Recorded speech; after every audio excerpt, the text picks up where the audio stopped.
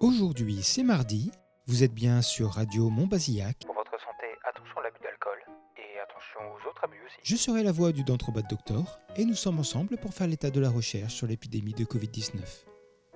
Michel n'est pas là, mais ne vous en faites pas, j'ai ramené mon propre souffre-douleur bien à moi. Dis bonjour Kiki. Bonjour Kiki. Vous voyez, lui aussi il est bien stupide. Bienvenue à tous sur l'écho des labos. Fail de la semaine. Ce qui tourne pas mal ces temps-ci, c'est une soi-disant étude de Stanford qui prouverait que les masques sont dangereux et démontrerait leur inutilité totale. Elle s'accompagne du blabla habituel. Les médias n'en parlent pas. On cache cette révélation au grand public. Les masques, c'est juste pour que je m'auto-asphyxie avec mon haleine. T'as essayé de te brosser les dents? Sauf que rien ne va dans cette étude. Mais genre, vraiment rien. Elle n'est pas publiée par Stanford et son auteur n'y est pas affilié. L'étude est publiée dans Medical Hypotheses, dont l'éditeur explique qu'il s'agit de publications théoriques sur des, ouvrez les guillemets, idées scientifiques radicales, spéculatives et non conventionnelles. Fermez les guillemets. On est donc loin, très loin de la preuve scientifique. Par ailleurs, l'auteur, contrairement à ce qui est écrit, n'est pas affilié à Stanford, et la prestigieuse université a demandé à ce que cette mention soit retirée de l'article. L'auteur n'est pas qui il prétend être. L'affiliation mentionne également que l'auteur est cardiologue au sein d'un hôpital de Palo Alto. Sauf que l'hôpital a une version légèrement différente. À savoir que, selon la déclaration faite à Associated Press, l'auteur n'avait aucune affiliation avec le VA Palo Alto Health System ou Stanford au moment de la publication. Le lien pour lire la déclaration est en description. L'étude se base sur des informations dont on sait qu'elles sont fausses. Une partie de la démonstration prend ainsi comme base que les masques génèrent une hypoxie chez le porteur. Un argument qu'on a déjà débunké je ne sais combien de fois et qui va à l'encontre des faits les plus évidents. Comme le fait que les chirurgiens ne tombent pas comme des mouches au bloc, ou qu'une asthmatique comme le Dantrobat Doctor puisse tout à fait faire 1 heure de vélo d'appartement avec un FFP2 sans la moindre crise. Voilà.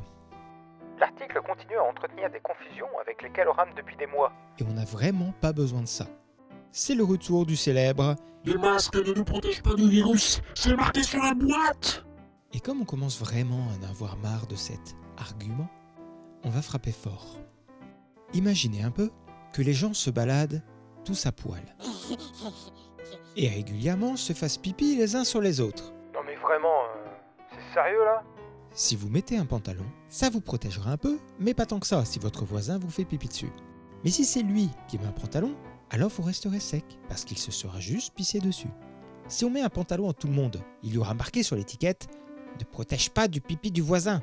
Mais plus personne ne sera mouillé par les arrosages intempestifs des autres, qui se contenteront de tremper leurs pantalons à eux. Voilà. J'espère que cette fois-ci c'est clair, parce que là on commence à être à court d'idées. Sinon, ça marche aussi avec le Tais-toi. Chut. Découverte de la semaine. Déjà, moins touchées et moins à risque que les hommes, les femmes seraient aussi mieux immunisées et plus longtemps. Oh la triche. Elles ont toujours les trucs moins dangereux pour la santé. Kiki, je t'ai vu lécher l'enjoliveur d'une voiture. D'accord. C'est une étude conjointe de l'INSERM et de l'Institut Pasteur, avec les hôpitaux de Strasbourg, qui montre que le taux d'anticorps des femmes chute moins vite que celui des hommes. 6 mois après l'infection, il n'a pas bougé pour 38% des femmes, contre seulement 8% des hommes. Le facteur le plus évident serait les hormones. Les hormones féminines stimulent mieux le système immunitaire. Ces hormones, donc, jouent sans doute un rôle, mais ne suffisent pas à expliquer ce facteur pour tous les âges de la vie. La raison avancée serait génétique. Le chromosome X de la 23e paire, particulièrement impliqué dans la réponse immunitaire, étant en double chez les femmes. Ce sont des données importantes pour comprendre le taux faible d'hospitalisation des femmes, Elles sont 2 fois moins nombreuses en réanimation que les hommes. mais également pour évaluer correctement l'efficacité du vaccin dans le temps. Il faudra peut-être en trier les résultats Et les attentes? selon le sexe. Sexe. Piste de la semaine. Grossesse. On a enfin des données sur la vaccination chez la femme enceinte. L'étude Que vous retrouverez en description. porte sur les vaccins à ARN messager, administrés à 30 000 femmes enceintes. Soit qui étaient enceintes au moment de leur vaccination, soit qui ont découvert leur grossesse entre la première et la seconde injection. Sans grande surprise, la fréquence, la nature et la sévérité des événements indésirables signalés n'étaient pas supérieures à la moyenne, à 2 exceptions, les nausées et les vomissements. Il est également signalé Sans doute dû à l'état hormonal des patientes, ce qui les rend un peu plus sensibles. Que la douleur ressentie au moment de l'injection était en moyenne plus importante chez les femmes enceintes que chez celles qui ne l'étaient pas. Et aucun impact sur le fœtus n'a été relevé. Impasse de la semaine. Déconfinement. Alors, soyons honnêtes. Le Dentro Bad Doctor est une férue de musée, de théâtre et de gastronomie. Elle a de superbes robes qui n'attendent qu'un dîner romantique pour enfin sortir du placard. Et il faut vraiment que les hôtels et les spas rouvrent pour qu'elle puisse se prendre des vacances. Et elle a, comme la quasi-intégralité de ses collègues, diablement besoin d'une pinte fraîche sur un comptoir. On a tous envie que ça rouvre. Mais décréter la fin des restrictions alors qu'on continue à avoir 30 000 cas quotidiens, que la saturation de la réanimation stagne à 115%, que le R0 lutte pour rester sous 1, On a fait 0,95, 0,96, 0,98, 0,95 cette semaine, et je vous jure qu'on flippe. alors qu'on a franchi la barre des 100 000 morts. Et pour se souvenir qu'il y a des gens derrière les chiffres, je vous laisse le très touchant article-portrait que France Info a fait de certaines victimes en description. Et que 12 départements sont au-dessus du seuil de 400 cas pour 100 000. Sans un seul territoire qui soit dans les clous, c'est une impasse. On va juste gagner le droit d'y retourner dans 2 mois. Ou de laisser les soignants livrés à eux-mêmes, au choix. Annoncer une rouverture à 15 jours 3 semaines est terriblement prématuré. C'est sans doute des fermetures supplémentaires qu'il faudrait réclamer. Si cela était encore sociétalement possible. Rouvrir dans ces conditions est un suicide collectif. Ça n'amuse personne, les restrictions. Le Dentro Bad Doctor n'avait pas spécialement envie de fêter son anniversaire confiné 2 fois de suite. Et comme tout le monde, elle a vraiment envie de récupérer ces choses qui faisaient le sel de sa vie d'avant. Mais pas au prix de 300 morts par jour. Mauvaise nouvelle de la semaine. Variant. Un nouveau venu dans la famille des variants du SRAS-CoV-2. Le variant indien. Bonjour, Alors, contrairement à ce qu'on lit partout, il n'est pas doublement mutant. Ça veut rien dire. Dans les variants, il y a toujours plusieurs mutations. Il a en revanche plusieurs mutations sur des endroits critiques pour nous. S'il fait des ravages dans son pays d'apparition, On en reparle dans quelques minutes dans le qu'est-ce que putain de quoi. Ah mais on a le droit de dire putain. En tout cas, toi, t'as le droit de te taire. un groupe d'étudiants infirmiers, arrivés en Belgique via Roissy, est actuellement en quarantaine stricte, après avoir été déclarés positifs au variant. L'origine de la contamination est inconnue, puisque tous ont présenté un test PCR négatif avant d'embarquer, et leur test à Roissy était négatif également. L'hypothèse est que l'un des étudiants, porteur d'une charge virale encore indétectable au moment du vol, est un supercontaminateur. Ses camarades l'ayant donc attrapé de lui dans le bus entre Roissy et la Belgique. Nos sources viennent de l'office du bourgmestre d'Alost, en Belgique. Bonne nouvelle de la semaine. Vaccination. Avec 20% de primo-vaccination, un Français adulte sur 4 est désormais au moins partiellement protégé. Et pour la première fois depuis le début de la campagne de vaccination, On partait sur une fin de campagne vers juin 2024 quand même, je crois. la date théorique de fin de vaccination pour l'ensemble de la population adulte est passée en 2021. Le jour de Noël, plus précisément, à l'heure où j'enregistre ma douce voix. Qu'est-ce que putain de quoi? Mais du coup, on peut dire putain ou pas? On a beau savoir qu'une bombe à retardement finira par exploser, ça fait toujours tout drôle quand ça arrive. C'est exactement ce qui se passe en ce moment avec l'Inde.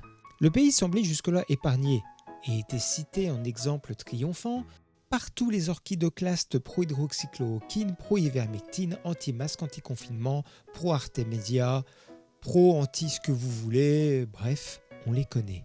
Mais il y en a un qui doit bien marcher, non? Non. Outre le fait que c'était passablement énervant de devoir réexpliquer 1000 fois la même chose sur la situation différente des pays qui produit des résultats différents, l'inquiétude était réelle. Un peu comme le Brésil qui avait pu sembler épargné, ou comme l'Afrique qui a, en plus, des problèmes de recensement des malades.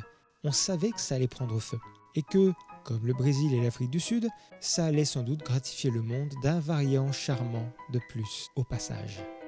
Mais on n'était pas prêt pour ça. Qu'est-ce que putain de quoi est précisément la phrase que le Dentro Bad Doctor a dit quand les chiffres sont arrivés pour l'Inde. Et qu'elle a cru qu'il y avait des zéros en trop partout. 300 000 cas par jour, 350 000 au moment où je vous parle. un taux de contamination multiplié par 10 en un mois, 2000 morts par jour. 2500 au moment où je vous parle. À New Delhi, les médecins traitent les patients dans la rue. faute de place dans l'hôpital tant les cas sévères sont nombreux et tant ils ont été pris par surprise. Le système de santé a explosé en à peine un mois. Le pays est lui aussi en pénurie d'oxygène. Les proches des malades écument les hôpitaux et les réseaux sociaux à la recherche d'un lit disponible. Et le variant local se répand plus facilement qu'une nappe de pétrole dans une réserve naturelle. Si la situation était annoncée, c'est sa violence qui a soufflé tout le monde.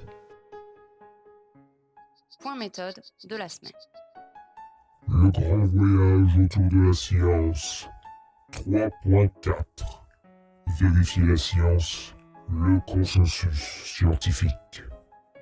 Cette semaine, nous terminons le 3e gros tronçon de notre voyage autour de la science. Nous terminons de vérifier les résultats de notre recherche.